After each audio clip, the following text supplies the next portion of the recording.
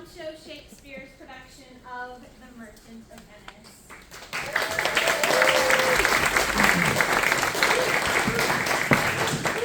My name is Savannah Floyd, and I am the director of the production you're about to see. I'd like to ask that you would all take this time to silence and turn off any cell phones or other noisemakers. And while you do so, I wanted to give you a brief introduction to who we are as Concho Shakespeare.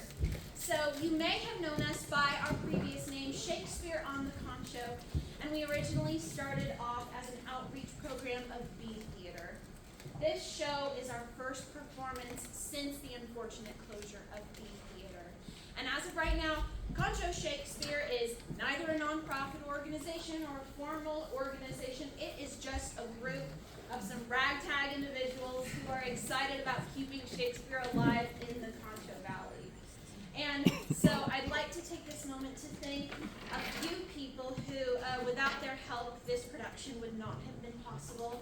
We'd like to thank our production partner, the Angelo Performing Arts Center, for providing us a lovely venue with lovely air conditioning on which to perform, as well as our theater community, Angelo Civic Theater and Central High School Theater, for loaning out costumes and props as we needed, and of course our volunteers, our cast, and our crew who have put in hours, hand-sewed costumes, handmade props, hand-built the set, and even spent money out of their own pockets to make sure that this production was as stellar as it could be.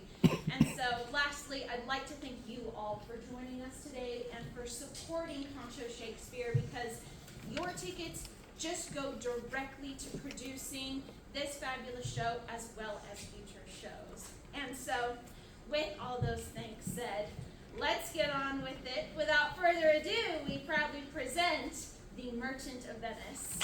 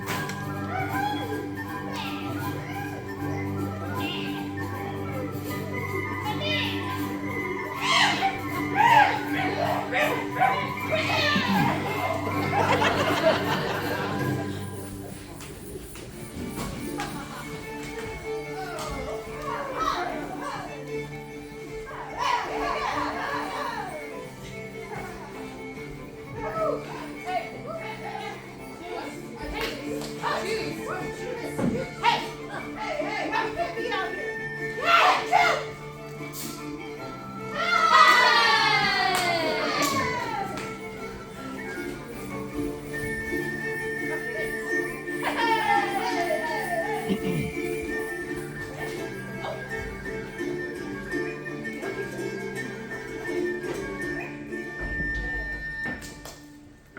sooth, I know not why I am so sad.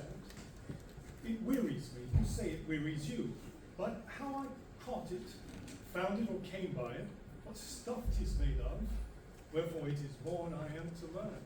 And such a want with sadness makes of me that I have much ado to know myself.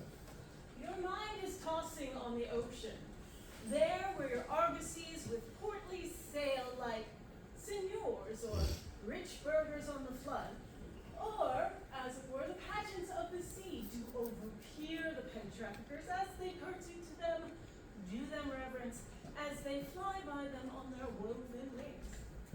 Believe me, sir, the better part of my affections would be to coax abroad. Had I such ventures forth, I should still be plucking the grass to see which way sits the wind, and piring in maps for ports and piers and roads, anything that might bring misfortune to my venture.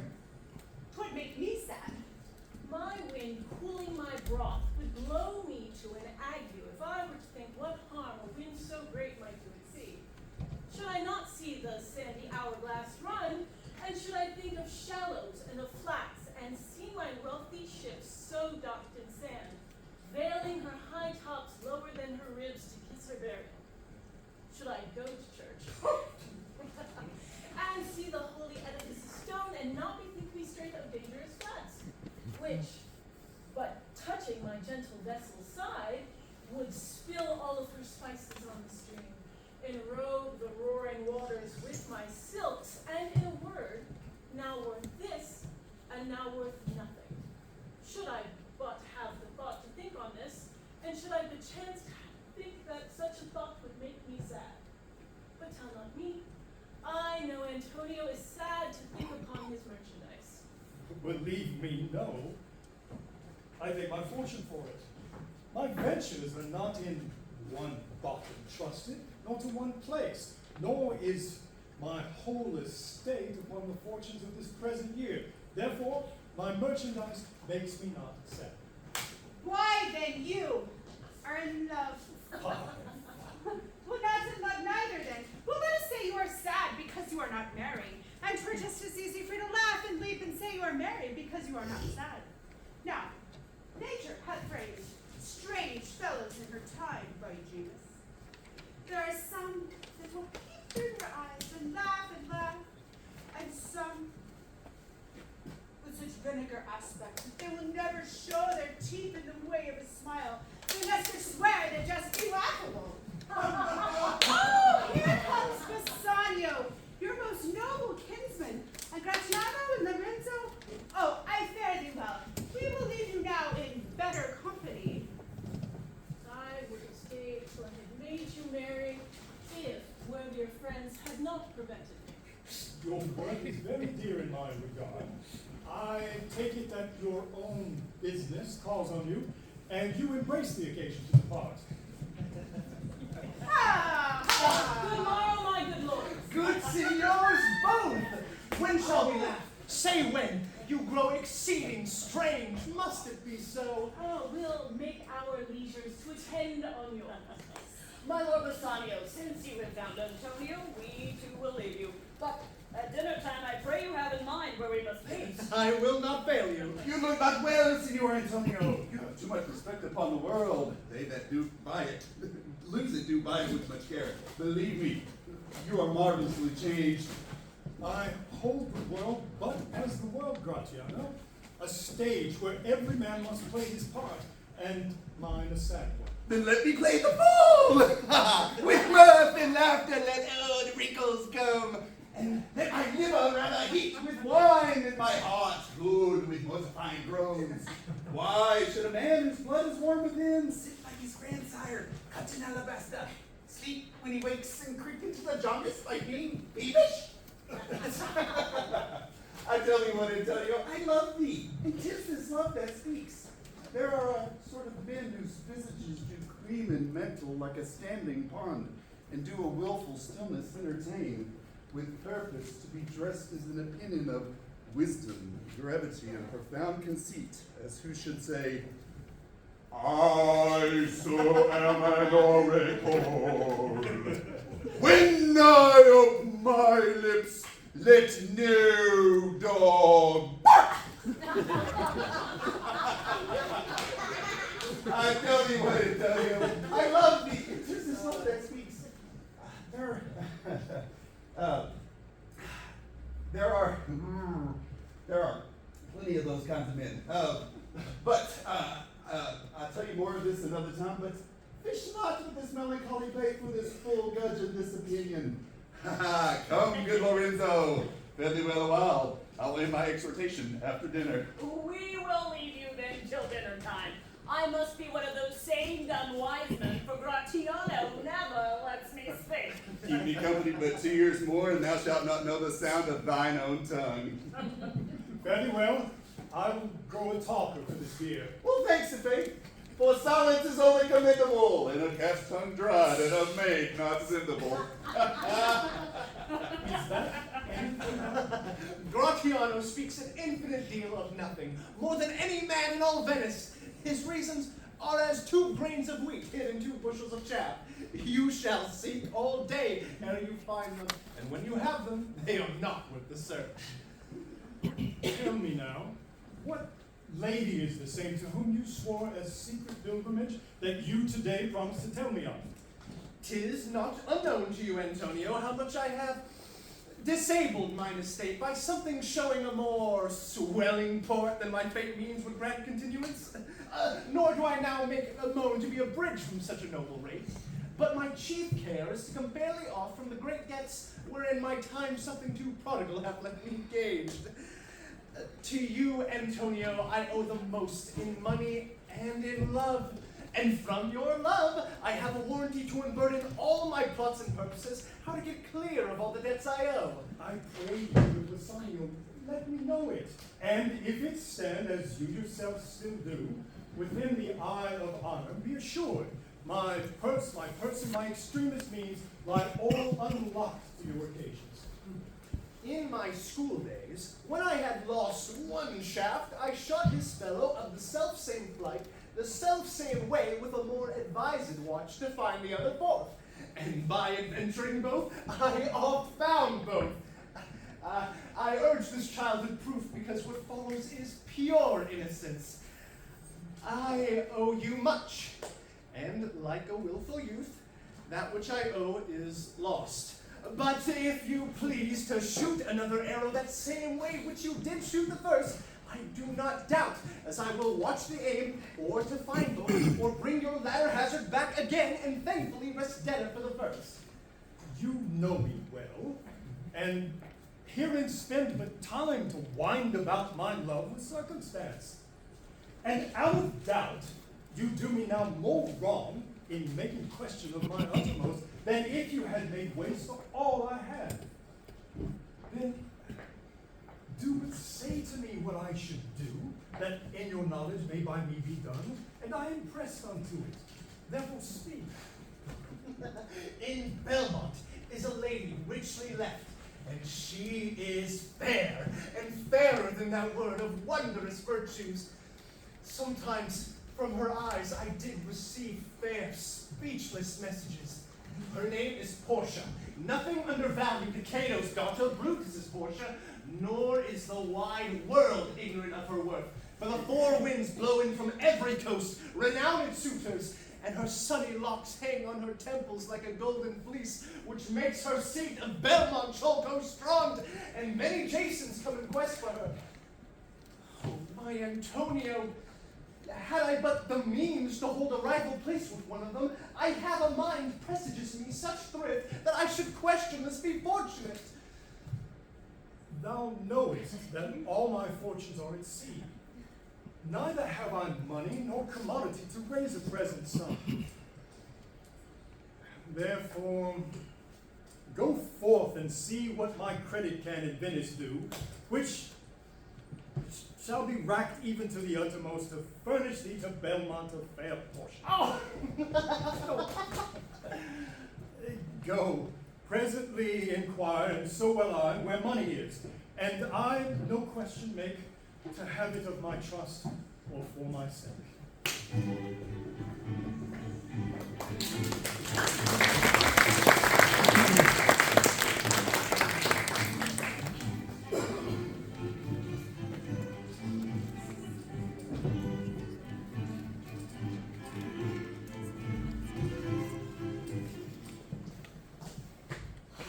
by my troth, Marissa, my little body is a-weary of this great world.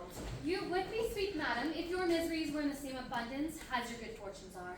And yet, for aught I see, they are as sick that suffer with too much as they that starve with nothing. It is no mean happiness, therefore, to be seated in the mean. Superfluity comes sooner by white hairs, but competency lives longer. Good sentences and well pronounced. They would be better if well followed. If to do were as easy as to know what were good to do, chapels had been churches, and poor men's cottages, princes' palaces. It is a good divine that follows his own instructions. I can easier teach 20 what were good to be done than be one of the 20 to follow mine own teaching. The brain may devise laws for the blood, but a hot temper leaps o'er a cold decree. But this reasoning is not in the fashion to choose me a husband. Oh, me the word choose. I may neither choose who I would, nor refuse who I dislike. So is the will of a living daughter curbed by the will of a dead father. Is it not hard, Marissa, that I cannot choose one nor refuse none? Your father was ever virtuous, and holy men after deaths have good inspirations. Therefore the lottery that he hath devised in these 3 chests of gold, silver, and lead, whereof who chooses his meaning, chooses you, will no doubt never be chosen by any rightly but one who you shall rightly love.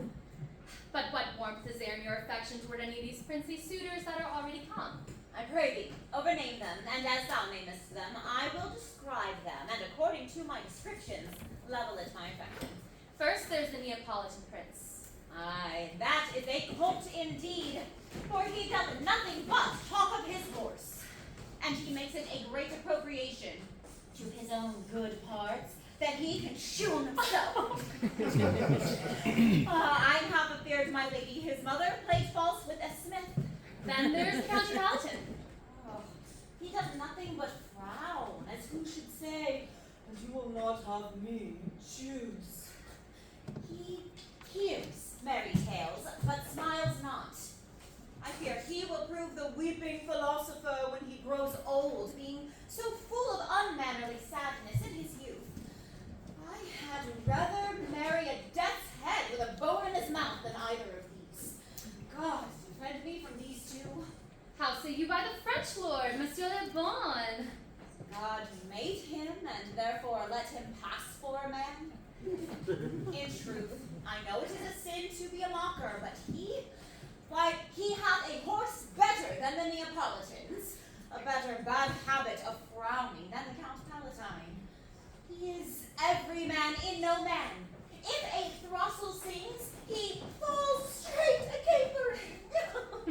He will fence with his own shadow. Oh, if I should marry him, I should marry 20 husbands. If he would despise me, I would forgive him. For if he loved me to madness, I shall never be quite him. How like you the young German, the Duke of Saxony's nephew? Very vilely in the morning when he is sober, and most vilely in the afternoon when he is drunk. When he is best, he is a little worse than a man. When he is worst, he is a little better than a beast.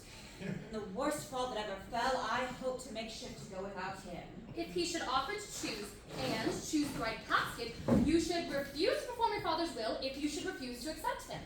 Therefore, for fear the worst, I pray thee set a deep glass of Rhenish wine on the contrary casket. For if the devil be within and that temptation without, I know he will choose it. I will do anything, Nerissa, ere I be married to a sponge. Oh, you need not fear, lady, the having of any of these lords. They have acquainted me with their determinations, which is indeed to return to their own and to trouble you with no more suit, unless you may be won by some other sort than your father's imposition depending on the caskets. If I live to be as old as Sibylla, I will die as chaste as Diana unless I be obtained by the manner of my father's will. I am glad this parcel of wooers are so reasonable, for there is not one among them but I dote on his very absence, and I pray God grant them a fair departure. Do you not remember, lady, in your father's time, a Venetian, a scholar, and a soldier who came hither in the company of the Marquess de Montferrat? Yes, yes, it was Bassanio. Or so I think he was called. True, madam. He of all the men that ever my foolish eyes looked upon was the best deserving a fair lady. I remember him well, and I remember him worthy of thy praise. How now, what news? The four strangers seek for you, madam, to take their leave.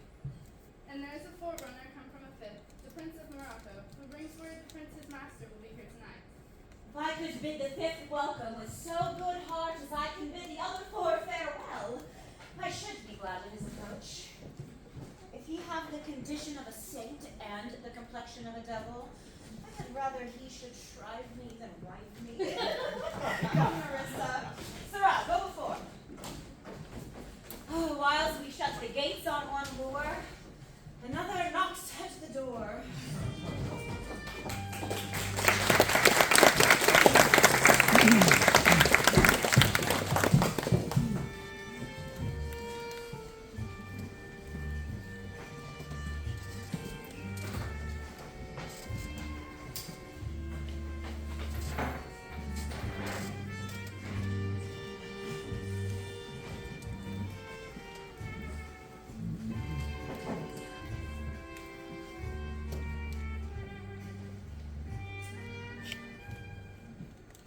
3,000 ducats. Well, Aye, sir, for 3 months. for 3 months. Well, For the which, as I told you, Antonio shall be bound. Antonio shall be bound. Well, May you stead me? Will you pleasure me? Shall I know your answer? 3,000 ducats for 3 months and Antonio bound. Your answer to that? Antonio is a good man. Have you heard any imputation to the contrary? No. My meaning in saying he is a good man is to have you understand me that he is sufficient. Yet his sins are in supposition. He hath an argosy bound to Tripolis, another to the Indies. I understand, moreover, on the Rialto he hath a third in Mexico, fourth for England, and other ventures squandered abroad. Ships are but boards, sailors but men. There be land rats, water thieves and land thieves. I mean pirates.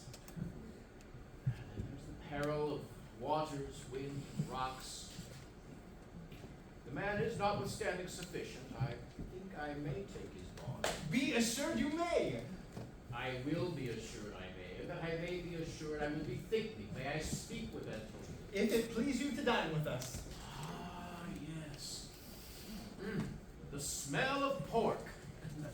To eat of that habitation which your prophet the Nazarite conjured the devil into. I will buy with you, sell with you, talk with you, walk with you, and so following, but I will not eat with you, drink with you, nor pray with you. What news on the Rialto? Who does he come to? This is Signor Antonio. How like a fawning publican he looks. I hate him, for he is a Christian. But more for that in low simplicity. He lends out money gratis and brings down the rate of usance here with us in Venice. If I could catch him once upon the hip, I would feed fat the ancient grudge I bear him. He hates our sacred nation, and rails even there where merchants most do congregate on me, my bargains, and my well-won thrift, which he calls interest. Cursed be my tribe if I forgive him. Shylock, do you hear? I was debating on my present store, and by mere guess of my memory, I cannot instantly raise up the full gross 3,000 ducats. But what of that? Tubal, a wealthy Hebrew of my tribe, will furnish me. But soft many months did you desire? The rest you, fair good signor, your worship was the last man in our mouths. Shylock, albeit I neither lend nor borrow by taking nor giving of excess, to supply the right wants of a friend, I'll break a custom. Is he yet possessed how much you would? Aye, 3,000 ducats. And for 3 months. I had forgot. 3 months. You told me so. Well, to your bond. Let me see, but here you. I thought you said you neither lend nor borrow upon advantage. I do never use it. Well, when Jacob grazed his uncle Laban's sheep, this Jacob from our holy Abram was, as his wise mother wrought in his behalf, the third possessor. He was the third. And what of him? Did he take interest? No, not interest. Not you, as you would say, directly interest. But mark what Jacob did. When Laban and himself were compromised, that all the Englings which were streaked in hide would fall as Jacob's hire, the ewes being rank at end of autumn turned to the rams, and when the work of generation was between the woolly breeders in the act, the skillful shepherd peeled him certain wands, and in the doing of the deed of kind, stuck them up before the fulsome ewes, who when conceiving did in eating time fall party-colored lambs. These were Jacob's. This was a way to thrive, and he was blessed. And thrift is blessing, if men steal it not. Why, this was a venture, sir, that Jacob served for. A thing not in his power to bring to pass, but swayed and fashioned by the hand of heaven. Was this inserted to make interest good, or is your ewes and rams gold and silver? I cannot tell. I make it breed as fast. But note you, senor, Bassanio, the devil concise scripture for his purpose. An evil soul producing holy witness is like a villain with a smiling cheek. A goodly apple that is rotten at the heart. Oh, what a goodly outside falsehood had. 3,000 ducats, good round sum. 3 months of 12, and let me see the rate. Well, Shylock, will we be beholden to you? Signor Antonio, many times and oft in the Rialto, you have rated me about my monies and my uses. Still, I have borne it with a patient shrug, for sufferance is the badge of all our tribe. You call me misbeliever, cutthroat dog, and spat upon my Jewish gabardine, and all for use of that which is my own. Well, then, it now appears you need my help. Go to it. You come to me, you say, Shylock, we would have monies. You then did void your broom upon my beard, and put me as you spurn a stranger cur across your threshold. Monies is yours. What should I seek? Should I not say, half a dog money? Is it possible a cur could lend 3,000 ducats? Or should I, in a font, bend low, and whispering humbleness and bated breath, say this? Fair sir, you spat on me on Wednesday last. You spurned me such a time. Another time you called me dog. And for these courtesies I'll lend you this much monies. I am as like to call thee so again, to spit on thee again, to spurn thee too. If thou wilt lend this money, lend it not as to thy friends, for when did friendship take a breed of barren metal of a friend? But rather lend it to thine enemy, who if he break, thou makest with better face exact the penalty. Why, look you how you storm. I would be friends with you and have your love. Forget the shames you have stained me with, supply your present wants, and take no dotage of usage for my monies. But you'll not hear me. This is kind I offer. This were kindness. This kindness will I show. Go with me to a notary. There seal with me your single bond, and in a merry sport, if you do not repay on such a day, in such a place, such sum or sums as are expressed in the condition, let the penalty penalty of the forfeit be denominated a single pound of your fair flesh, cut from whatever part of your body pleaseth me. Contented faith, I'll seal to such a bond, Ah. and say there is much kindness in the Jew. You shall not seal to such a bond for me. I'll rather dwell in my necessity. I fear not, man. I'll not forfeit it. Within these 2 months, that's a month before this bond expires, I do expect thrice 3 times return of the value of this bond. Oh, Father Abram, what these Christians are, whose own hard dealings teach them suspect the thoughts of others. Why, pray thee, tell me this. If he should break his day, what should I gain by exaction of the forfeiture? A pound of man's flesh taken from a man is not so estimable, profitable neither is flesh of muttons, beef, and goats, I say. To buy his favor I extend this friendship. If he will take it so, if not, then and for my love I pray you wrong me not. Yes, Shylock, I'll seal to this bond. Then meet me forthwith at the notary. Give direction for this merry bond, and I'll go and purse the ducats straight. See to my house, which is left in the fearful guard of an unthrifty day, and presently I'll be with you. Hie thee, gentle Jew. The Hebrew will turn Christian. He grows kind. I like not fair terms in a villain's mind. Come on, in this there can be no dismay. My ships return a month before the day.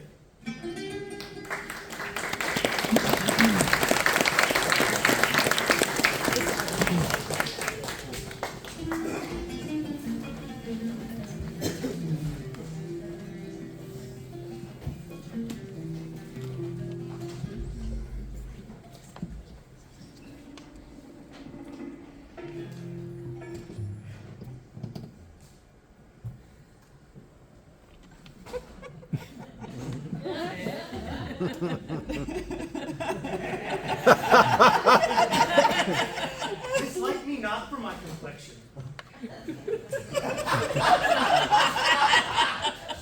The shadowed visage of the burnished sun, to whom I am a neighbor, and near bread.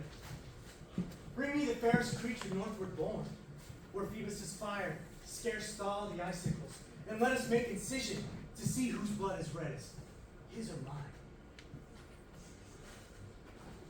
I tell thee, lady, this aspect hath feared the valiant. By my love, even the most regarded virgins of our clime have loved it too.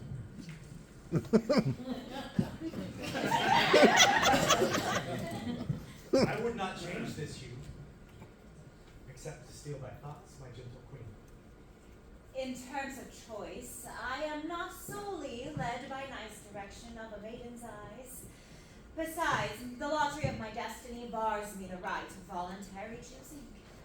But if my father had not scanted me and hedged me by his wit to yield myself his wife, who wins me by that means I told you, yourself, renowned prince, stood as fair as any comer I have looked on yet for my affections.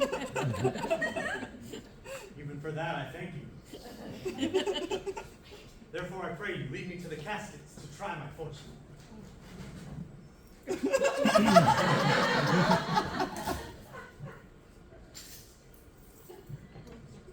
By this scimitar that slew the Sophie and a Persian prince, that won 3 fields of Sultan Solomon, I would o'erstare the sternest eyes that look.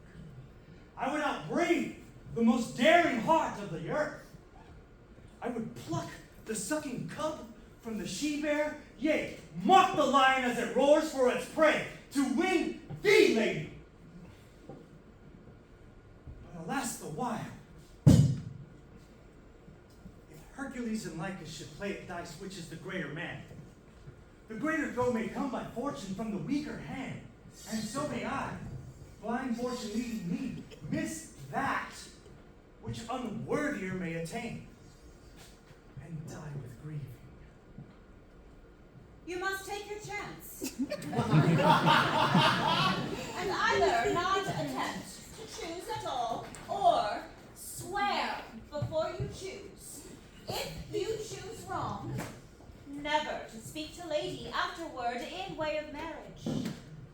Therefore, be advised. Nor will not. Come, lead me up to my chance. First, forward to the temple. After dinner, your hazard shall be made.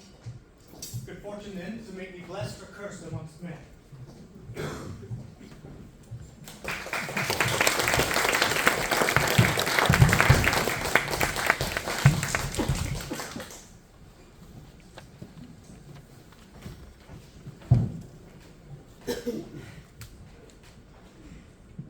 Certainly my conscience will serve me to leave this Jew my master. The fiend is at my elbow and tempts me.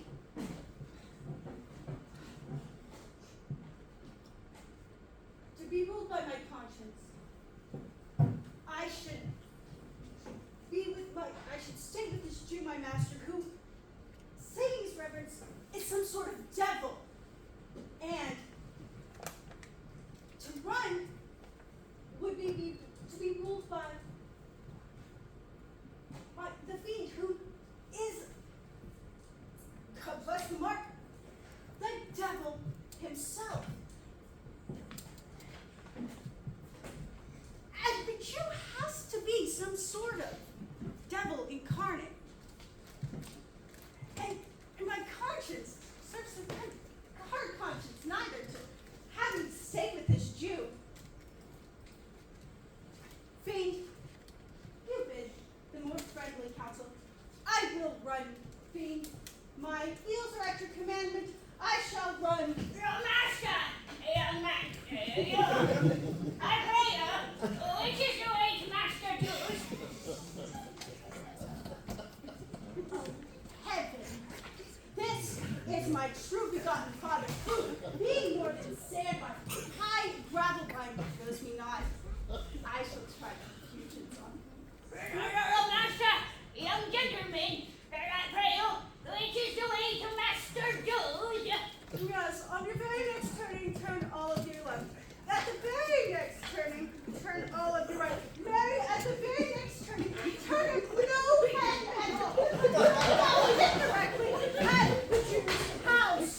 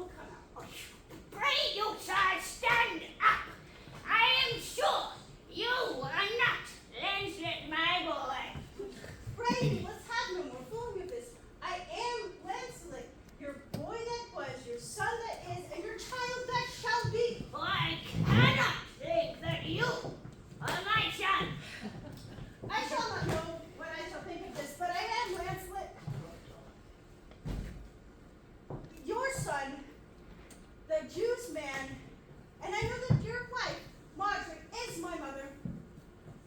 Her name is Marjorie, indeed. I'll be sworn. And thou art blessed, for thou art my own flesh in the blood. Lord, worship mighty me.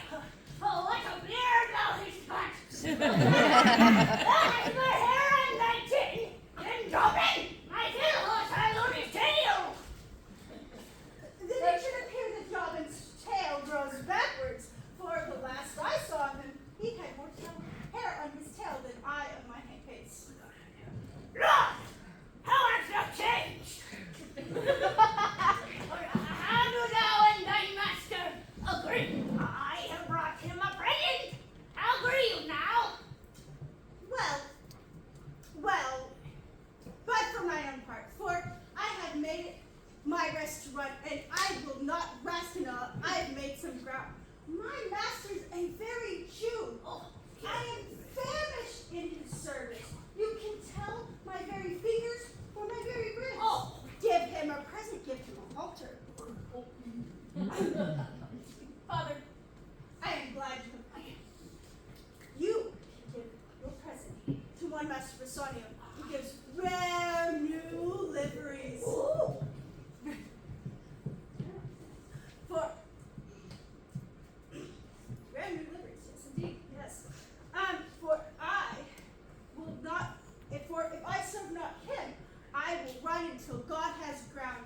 For, oh heavens, here comes a man, for I will be a Jew. In fact, if I serve the Jew any longer. You may do so, but let it be so hastened that supper be ready at the furthest by 5 o'clock. See these letters delivered, put the liveries to making, and desire Gratiano to come anon to my lodging. To him, Father. God bless your worship. Gramercy, wouldest thou aught with me? Oh, here is my son, sir, a poor boy. Not a poor boy, but the rich Jew's man whom my father. Oh, he had a great infection, sir, as one would say, to serve.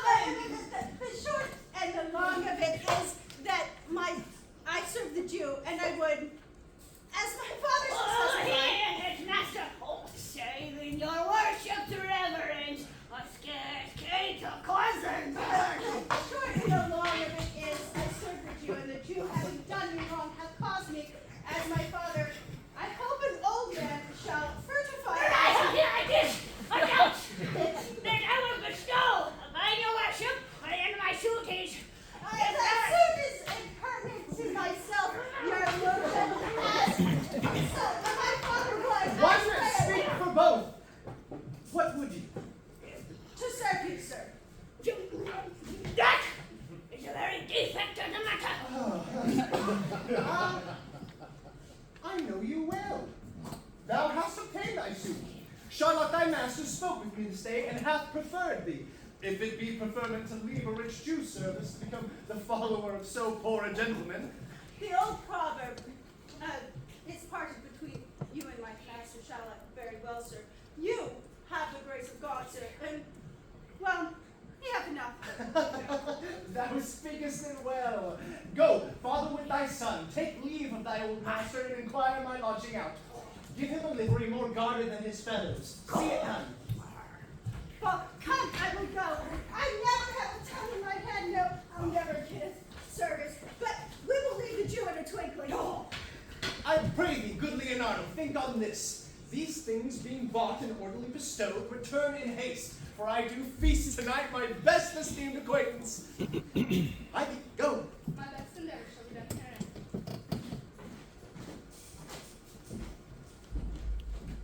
Where's your master? Yonder, sir, he walks. Signor Bassanio! Ah, Gratiano! I have suit to you. You have obtained it. You must not deny me. I must go with you to Belmont. Well, then you must. But hear thee, Gratiano, thou art too wild, too rude in bold of voice. Parts that become thee happily enough in such eyes as ours appear not false, but where thou art not known, why there they show something too liberal.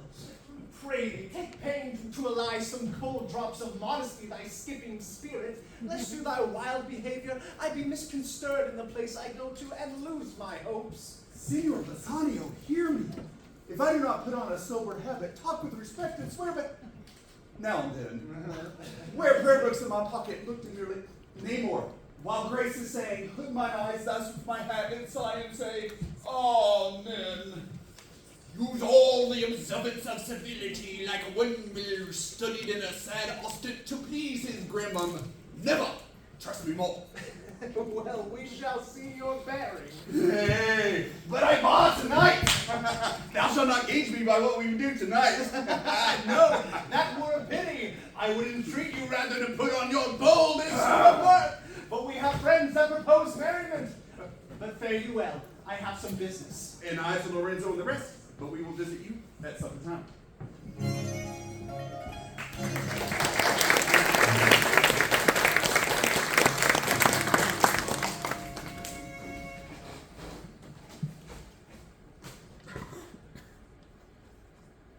I am sorry thou will leave my father so. Our house is hell, and thou a merry devil, disrobbed of some taste of tediousness. But fare thee well, there is a diet for thee. And Lancelot, soon at supper shalt thou see Lorenzo, who is thy new master's guest. Give him this letter, do it secretly, and so farewell. I would not have my father see me and talk with me. Adieu, sweet baby, most beautiful Jew. If the Christian did not play the name Githy, I am much deceived. But adieu, these drops do drown some of my manly spirit. Adieu. Farewell, good Lancelot.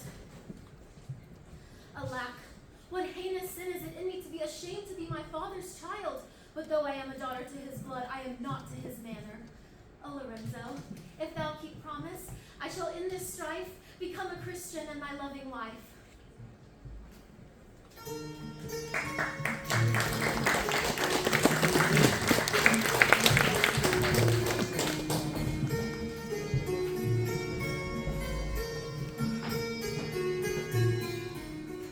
Nay, we will slink away in dinner time. Disguise us at my lodging and return, all in an hour. We have not made good preparation. We have not yet spoke of torchbearers. 'Tis vile, unless it may be quaintly ordered, and better in my mind not undertaken. 'Tis now but 4 o'clock. We have 2 hours to furnish us. Friend Lancelot, what's the news? If it please you to break this up, it shall seem to signify. I know the hand. In faith 'tis a fair hand. Whiter than the paper it writ on. It's fair hand that writ. Love news in faith. By a late sir, With a ghost chap. married to bid my old master the Jew, to sup rather, with my new master the Christian. Hold here. Take this. Tell gentle Jessica I will not fail her. Speaking privately. Go, gentlemen! We did not prepare you for this mass tonight.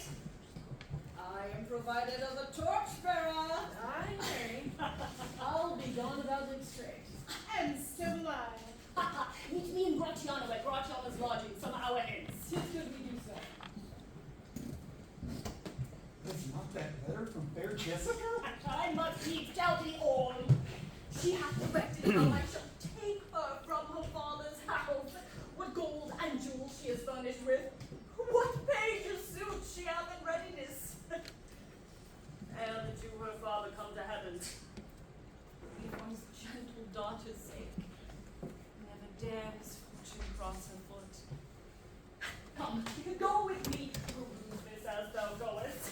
Fair Jessica shall be my torchbearer.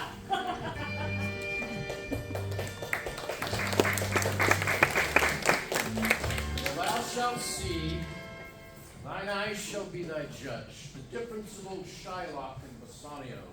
What, Jessica? Thou shalt not gormandize as thou hast done with me. What, Jessica? Sleep nor snore nor rend apparel out. Why, Jessica, I say! Why, Jessica! bids thee call? I did not bid thee call. Why, your worship was to say that I could do nothing without your bidding. Call you, what is your will?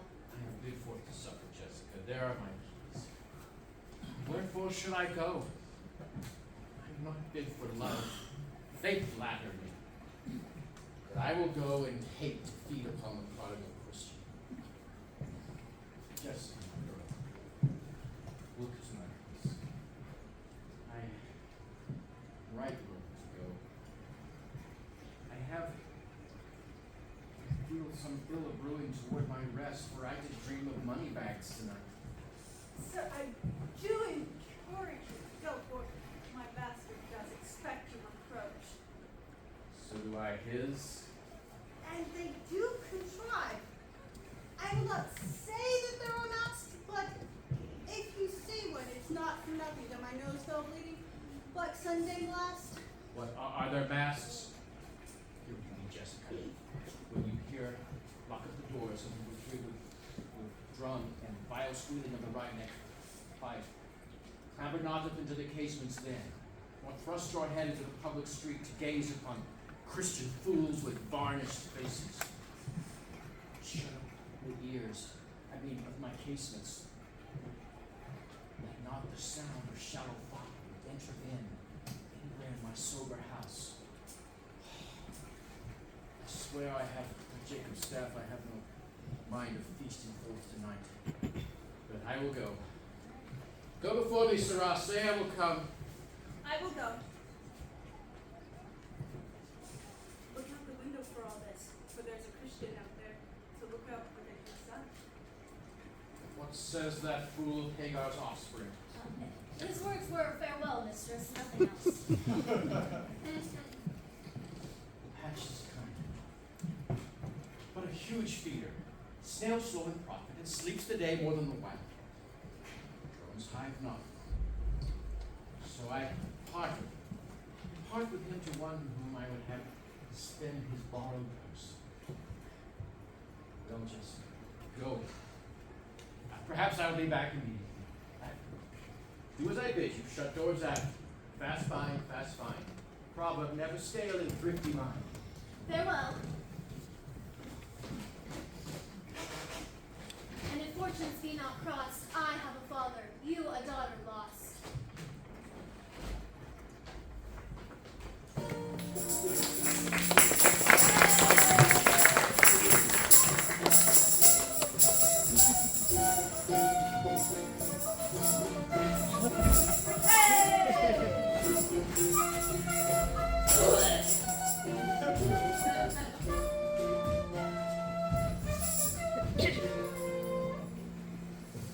The house into which Lorenzo desires to make stand.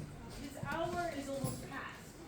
It is marveled yet was the hour, for lovers ever run before the clock. Oh, 10 times faster do Venus's pigeons fly to seal love's bonds new made than they are wont to keep obliging faith unforfeited. That ever holds. Who rises from a feast with that keen appetite that he sits down? Where is the horse that doth undread again his tedious measures and unbaited fire that he did pace them first? All things that are with more spirit chased than enjoyed.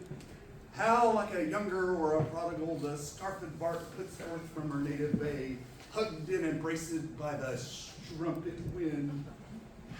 How like a prodigal she doth return with overweathered ribs and ragged sails, lean, rent, and beggared by the strumpet wind. Here comes Lorenzo. More of this hereafter. Friends, your patience for my long abode, not I, but my affairs have made you wait.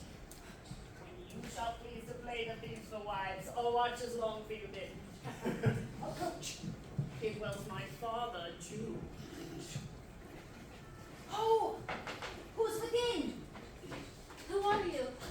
Tell me for more certainty, albeit I swear that I do know your tongue. Lorenzo, my love! Lorenzo, certain, and my love indeed, for whom love I so much. But who knows but you, Lorenzo, whether I am yours? Heaven and thy thoughts are witnesses thou art. Here, catch this casket. It is worth the pains. glad 'tis night you do not look upon me, for I am much ashamed of my exchange. But love is blind, and lovers cannot see the pretty follies that they themselves commit. For if they could, Cupid himself would blush to see me thus transformed into a boy. Descend, for you must be my torchbearer. What? Must I hold a candle to my shames? They in themselves, good sooth, are too light. 'Tis an office of love, discovery, and I should be obscured. So are you spent, even the lovely garnish of a boy. But come at once, for the close night shall play the runaway, and we'll stage for it the Sonio's feast. I will make fast the doors and gild myself with more ducats and be with you straight. By my hood, a Gentile and no Jew. Beshrew me. I love her heartily. She is wise, if I can judge it, and fair is she, if that mine eyes be true. And true is she, as she hath proved herself, and therefore, like herself, wise, fair, and true, shall she be placed in my constant soul. Oh, on, gentlemen, away! All mouths you makes by this time for a stay. Who's there? Signor Antonio! Fine, Graziano. Where are all the rest? It's 9 o'clock. Our friends all stay for you. No masks tonight. The wind has come about. Bassanio presently will go aboard. I sent 20 out to seek for you. I'm glad on it! I desire no more delight than to be under sail and gone tonight!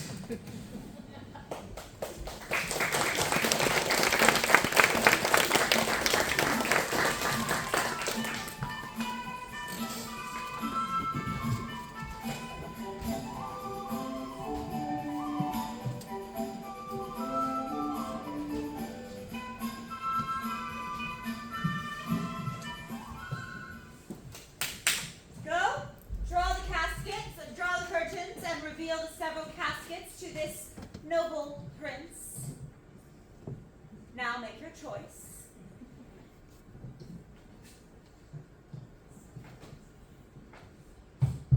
This first of gold, which this inscription bears, who chooseth me shall gain what many men desire. Second, silver, which this promise carries, who chooseth me shall get what he deserves.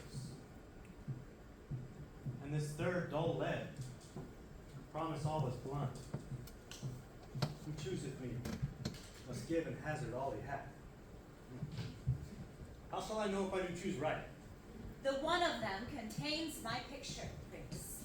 If you choose that, then I am yours withal. Fortunately, I will read the inscriptions once again. It says this leaden casket. Who chooseth me must give and hazard all he hath. Must give for lead? Hazard all for lead? A golden mine stoops not for shows of dross.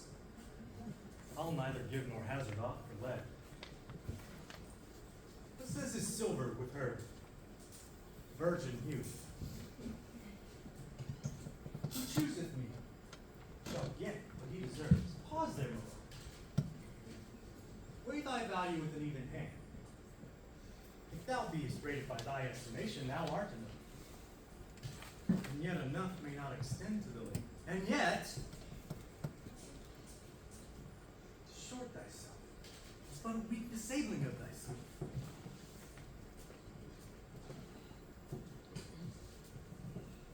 What says this golden casket once more? Who chooseth me shall gain what many men desire. What many men desire? Why, that's the lady. All the earth doth desire her. Princes come from the four corners to worship at this golden shrine. The Hyrcanian deserts and the vasty wilds of wide Arabia are but thoroughfares for princes to come, view, fair, Portia! The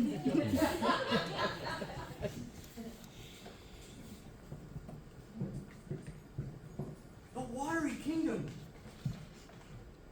whose jealous head spits in the face of heaven, cannot bar them, for they come as o'er a brook to view fair Portia.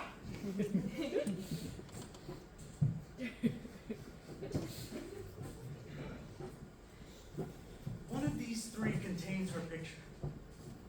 Is it like the lead contains it? What's damnation to think such a thought? Shall I think it's silver she's in her? Being 10 times undervalued to try gold. Never has ever so rich a gem been set in less than gold. They have in England a coin that bears the image of an angel, stamped in gold. But that's sculpted upon. But here lies an angel in a golden bed. Deliver me the key, here I make my choice, and thrive as I may. There, take it, Prince. And if my form lie there, then I am yours.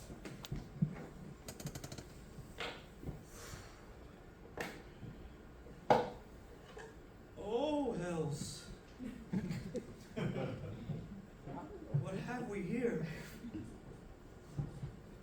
An empty carrion, in whose eye a note is written. I will read it. All that glisters is not gold. Oft have you heard that told. Many a man his life hath sold, but my outside to behold. Gilded tombs do worms enfold. Had you been as wise as bold, your answer had not been enscrolled. Fare you well, your suit is told. Farewell heat, and welcome frost.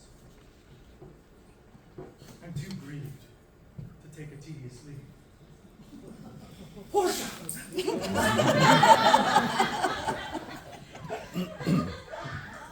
I must depart.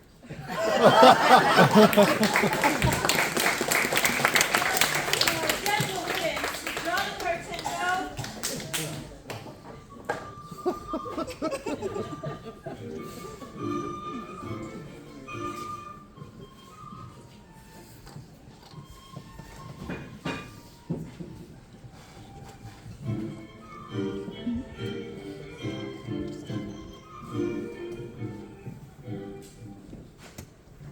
Why, man, I saw Bassanio under sail. With him was Gratiano Gonalons, and in their ship, I am sure, Lorenzo is. Well, the villain Jew with outcries raised the Duke who went with him to search Bassanio's ship. Oh, it came too late. The ship was under sail.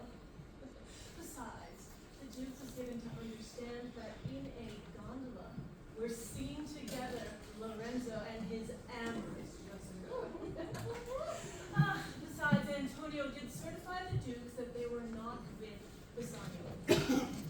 I never heard a tale so confused, so strange, so outrageous, and so variable as the dog Jew did utter in the streets. My daughter, oh my ducats, oh my daughter, fled with the Christian, oh my Christian ducats. Oh, justice, the law, my daughter, oh my ducats. A sealed bag, two sealed bags of ducats, double ducats, stolen from me by my daughter. Two stones, two rich and precious stones, stolen from me by my daughter. Justice finds the guy.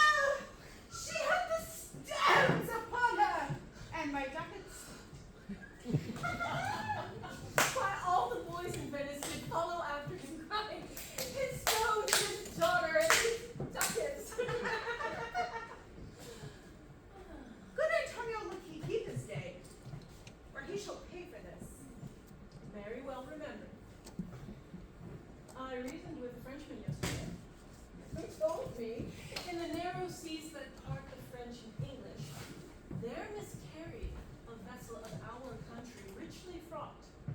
I thought upon Antonio when he told me this, and wished in silence it were not true. You were best to tell Antonio what you did here. Yet do not so suddenly, for it may grieve me. Kinder gentleman treads not the other. I saw Antonio Bassanio card.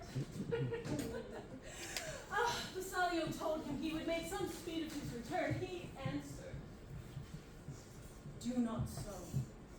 Slubber not business for my sake, Bassanio, but stay the very ripening of the time. And for the Jew's bond which he hath of me, let it not enter in your mind of love. Be merry, and employ your chiefest thoughts to courtship in such fair ostents of love as shall conveniently find you there." And there, his eye being big with tears, turning his face, he put his arm behind him, and with affection, wondrous sensible, he wrung Bassanio's hand, and they parted. I do think he loves the world only for him. I pray thee, let us go and find him out, and quicken his embraced heaviness with some delight or other. Will do me so.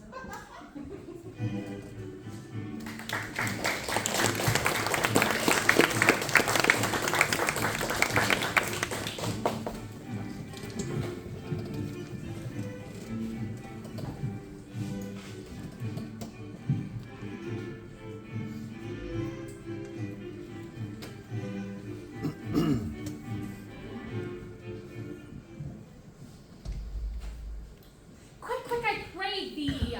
Draw the curtain straight. The Prince of Aragon hath taken his oath and comes to his election presently.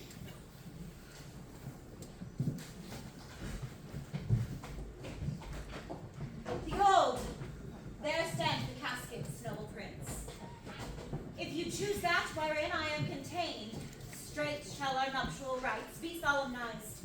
But if you fail, without more speech, my lord, you must be gone from hence immediately. I am enjoined by oath to three things. First, never to divulge to anyone which casket I chose. Secondly, if I fail in my choice, never to address a maiden in the way of marriage. And thirdly, if fortune smile not on my choice, immediately to leave you and be gone. To these injunctions everyone doth swear that comes to hazard for my worthless self. And thus have I addressed me. Fortune smile upon my choice.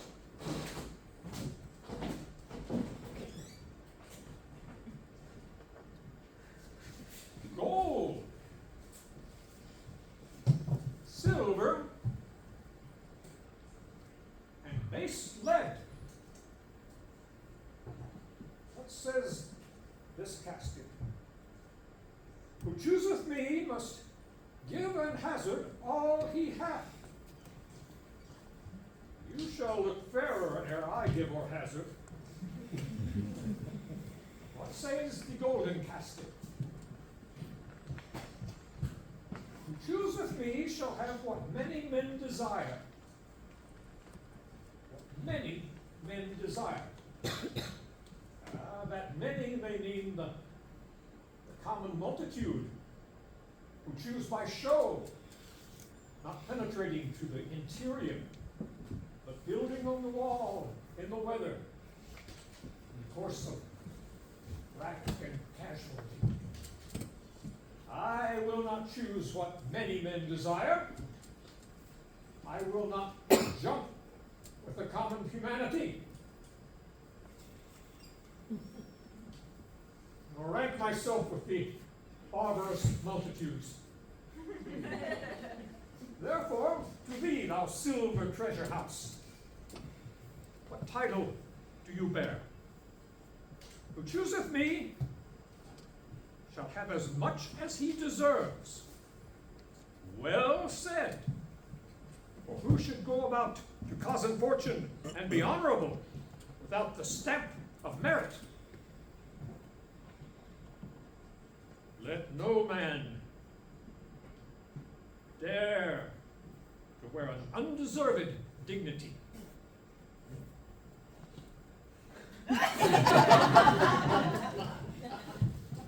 Oh, that honors, estates, and commissions were not derived corruptly, but were given according to the stamp of honor of the wearer. How many men that cover would be bare? How many that command would be commanded? How much low peasantry would rise from the true seed of honor? And how much honor from the chaff and dross of ruin? But through my choice, who chooseth me shall have what he deserves. I will assume desert. Give me the key for this.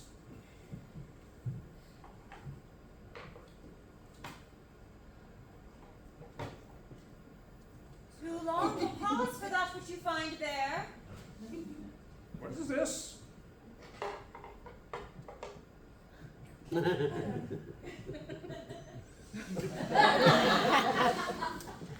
portrait of a blinking idiot?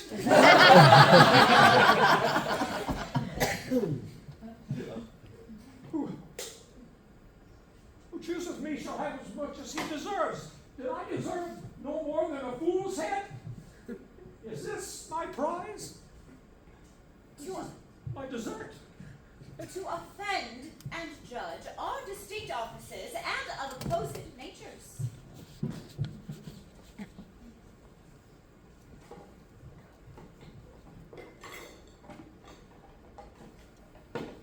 What is this?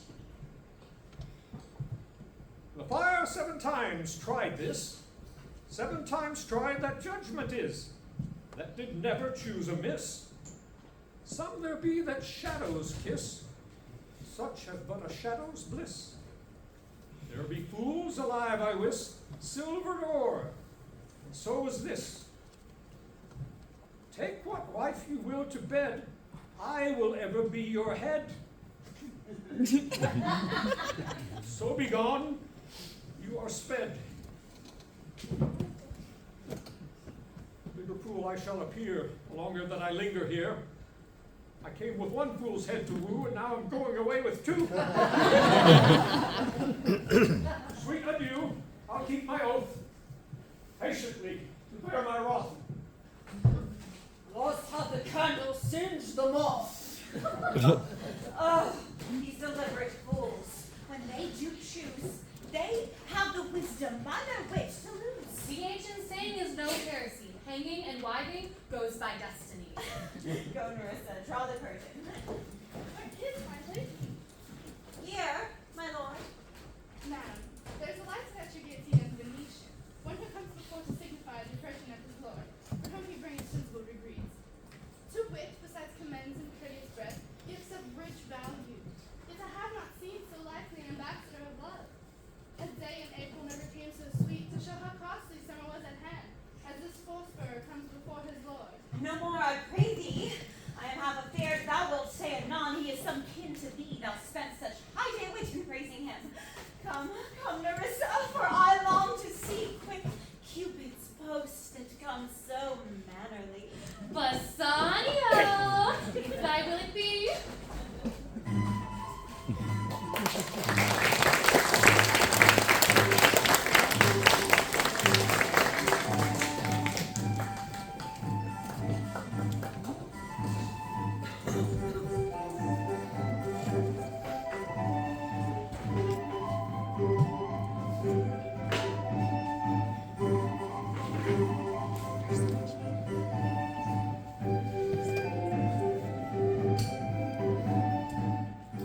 Now, what news on the Rialto? Why, yet it lives there unchecked, that Antonio hath a ship of rich lading, wrapped on the narrow seas. The good winds, I think they call the place, very narrow, flat, and dangerous, where the carcasses of many a tall ship lie buried, as they say. If my gossip report be an honest woman of her word. Well, I where she is lying and gossip, and ever napped gin messenger or led her neighbors to leave. She wept for the death of a third husband. But it is true, without any slips of prolixity or crossing the plain highway of thought, that the good Antonio, the honest and oh, that I had a title good enough to keep his name company. Come the full stop. Why what says? Oh, why the end is? You've lost a ship. I would that prove the end of his losses. Well, let me say amen betimes, lest the devil cross your prayer. For here he comes. It's you. How now, Shylock? What news amongst the merchants? You do. Done so well. None so well as you, my daughter's flight. That's certain. I, for my part, knew the tailor that made the fleet she flew withal. And Shylock, for one, knew that the bird was flesh, and that it's the complexion of them all to leave the dam. She's dead for it. Well, that is certain if the devil may be her judge. My own flesh and blood to rebel. Ooh, out upon it, Carrie, and rebels at it all these years. I say my daughter is my flesh and my blood. There is more difference between thy flesh and hers than there is between jet and ivory. More between thy bloods than there is between red wine and Rhenish. But tell us, do you hear of Antonio's loss at sea or no? Here I have another bad match. The bankrupt prodigal dare scarce show his head in the Rialto. A beggar who used to come so smug upon the mart. Let him look to his bond. He was wont to call me usurer. Let him look to his bond. He was wont to lend out money of Christian courtesy. Let me look to his bond. Why, I am sure that if he forfeit, that will not take his flesh. What's it good for? To make fish withal. If it feed nothing else, it will feed my revenge. He hath disgraced me and hindered me half a minute. Laughed at my losses, mocked my gains, scorned my nation, thwarted my bargains, cooled my friends, and heated mine enemies. And what's his reason? I am a Jew. Have not a Jew eyes? Have not a Jew hands, organs, dimensions, affections, passions? Fed with the same food, hurt with the same weapons, subject to the same diseases, healed by the same means, warmed and cooled by the same winter and summer as a Christian is? If you prick us, do we not bleed? If you tickle us, do we not laugh? If you poison us, do we not die? If you wrong us, will we not revenge? If we are like you in the rest, we will resemble you in that. If a Jew wrong a Christian, what is his Christian humility? Revenge! Christian wrong a Jew. What should his sufferance be by Christian example? My revenge. The villainy you teach me, I will execute, and it will go hard. But I will better the instruction! Gentlemen, my master Antonio is at his house and desires to speak with you. Oh, we have been up and down to seek him. Oh, look, a third of the tribe. Another cannot be matched, unless the devil himself turns Jew. How now, Judah? What news from Genoa? Hast thou found my daughter? I came where I often did hear of it, but cannot find it. Why? There! A diamond gone cost me 2,000 ducats in Frankfurt. Curse fell on our nation till now. I never felt it till now. 2,000 ducats in that and other precious jewels. I would my daughter were dead at my foot, the jewels in her ears.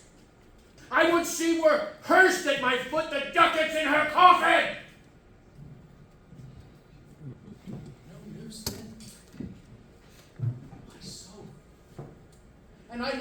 spent in the search, now lost upon loss. The thief gone with so much to find the thief. No satisfaction, no revenge.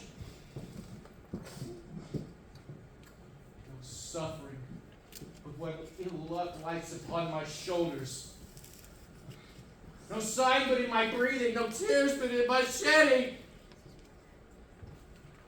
Other men have bad luck as well. Antonio, as I heard from Padua.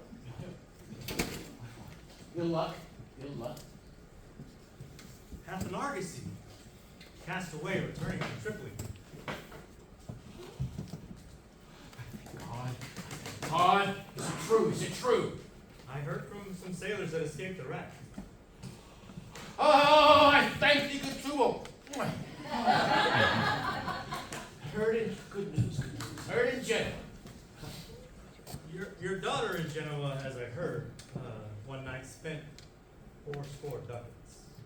Oh. Dagger me. Angry. I will never see my gold again. 4 ducats in one sitting, 4 ducats? There came some divers of Antonio's with me to Venice that say he cannot choose but break. I am glad of it. I will torture him. I will plague him. I am glad of it. One of them showed me a ring he had of your daughter for a monkey.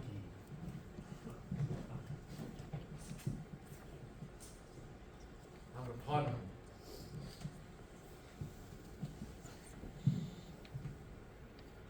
Tortures me, Tubal.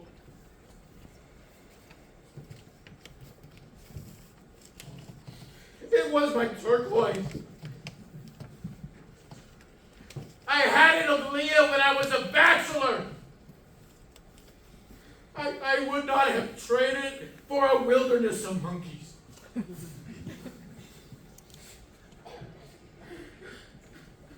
But Antonio is certainly undone. Nay. That's true. That's true. Go, Tubal. Feed me an officer. Bespeak him a fortnightly form. I will have the heart of him if he forfeit, for were he out of Venice, I would make what merchandise I will. Go, Tubal, to the synagogue. Tubal, meet me at the synagogue. Go, Tubal!